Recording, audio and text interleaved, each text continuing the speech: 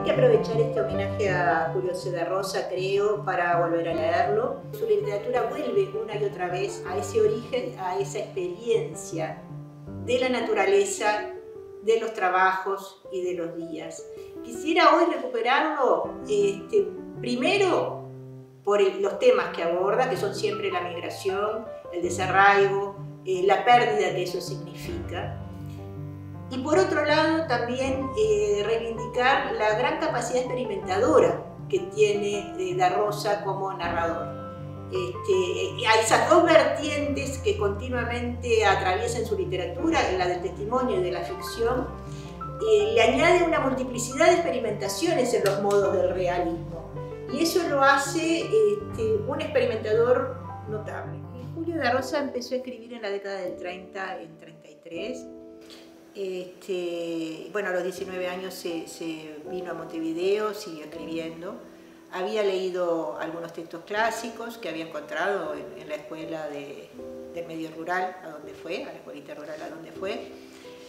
Pero su gran hallazgo literario fue, lo dice él en una carta que le envía a Morosoli en diciembre de 1949, fue la lectura de Los albañiles de los Tapes, de Morosoli. Ahí en esa carta Da Rosa le dice maestro y le dice que leyó 10 veces Los albañiles de los Tapes y le dice que a partir de ese momento se dio cuenta de qué es lo que se podía hacer.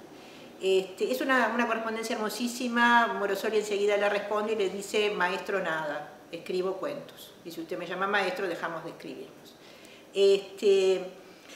Pero, ¿qué es lo que aprende fundamentalmente Da Rosa de Morosoli? Bueno, contar a los personajes de adentro.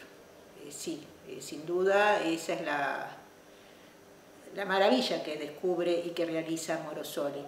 Hay diferencias importantes también entre ellos, más allá de ese núcleo central que los une.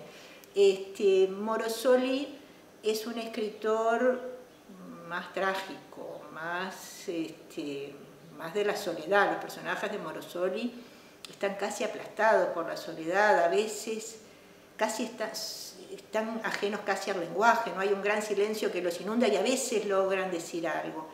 Los personajes de Da Rosa son mucho más vitales, son capaces de desear y de hacer y de transformarse.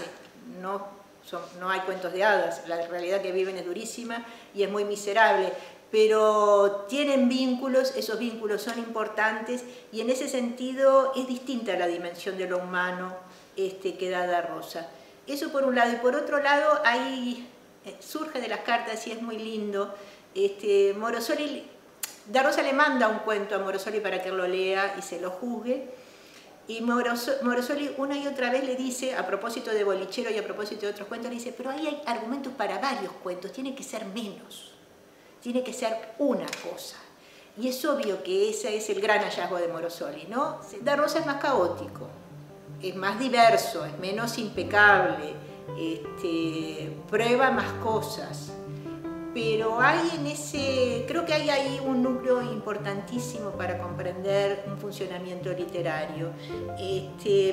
Da Rosa se llama a sí mismo la oveja negra de la generación del 45. Y él dice, bueno, los otros son parricidas y yo no. Yo admiro y he admirado siempre profundamente a Morosoli y a otros grandes escritores criollistas.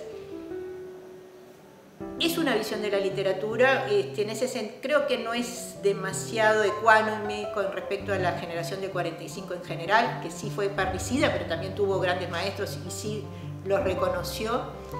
Pero esa manera de hacer admirativa, filial, sin rupturas, en una gran tradición, es algo que es una modalidad, una manera de hacer literatura que me parece que vale la pena tratar de entender y acercarse, y a él le da grandes réditos.